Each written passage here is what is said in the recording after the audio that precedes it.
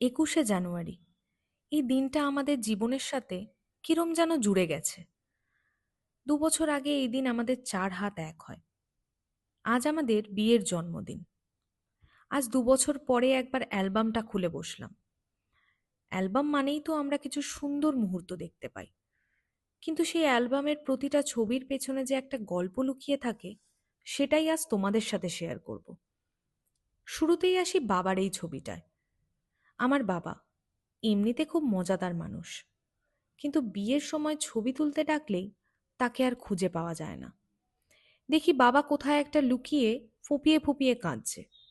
আজও বাবা যখন আমার বিয়ের ছবি দেখতে বসে, ওরমভাবেই কাঁদে। আর এই যে মহিলা, ইনি আমার মা। আমার বিয়ের দিন মায়ের খুব শরীর খারাপ হয়েছিল, কিন্তু কাউকে কিচ্ছুটি বুঝতে দেয়নি। আমার ছোট্ট ভাই, বিয়েতে ও যে পরিমাণ দৌড়াদৌড়ি করেছে, এক সময় তো মনে হচ্ছিল ও আমার দাদা, একা হাতে সব সামলে নিয়েছে। আর এটা আমার ঠাম, সারা রাত জেগে আমার বিয়ে দেখেছে, আর বারবার বলে গেছে, মনা, আমাকে দেখতে আসবি তো? বিয়ে করে আমাকে ভুলে যাবি না তো? ইনি আমার শ্বশুর মশাই, আমাকে আশীর্বাদ করছিলেন। আর তারপরে উনি আমাকে যা বললেন, শুনে খুব হাসলাম। বললেন, পরশুদিন আমাদের বাড়িতে তোমার নিমন্ত্রণ, অবশ্যই আসবে। এত মানুষকে সাক্ষী রেখে আমরা দুটো মানুষ এক হই, সেই লোকগুলোকে আলাদা করে কখনো থ্যাংক ইউ বলা হয় না।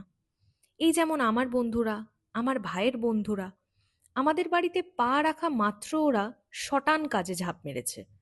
সত্যি বলছি, ওরা না থাকলে আমার বিয়েটা এত সুন্দরভাবে সুষ্ঠুভাবে হতো না।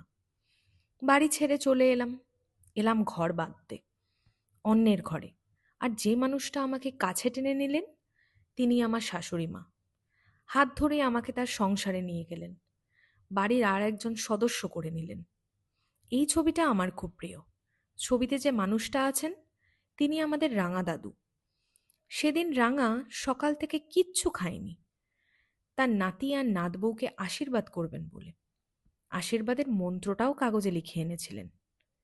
এই ছবিগুলোর দিকে তাকিয়ে মনে হয় সেদিন আমরা নিখুঁত ছিলাম না, কিন্তু আমরা সিনসিয়ার ছিলাম। এই হাসিগুলো শুধু আনন্দের না, এই হাসিগুলো শুরু করার সাহসের। আর সেটাই যথেষ্ট ছিল।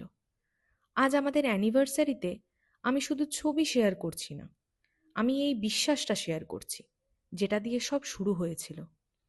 এই ছবিগুলো শুধু স্মৃতি না, এই ছবিগুলো প্রমাণ যে ভালোবাসা ধীরে ধীরে বড় হয়।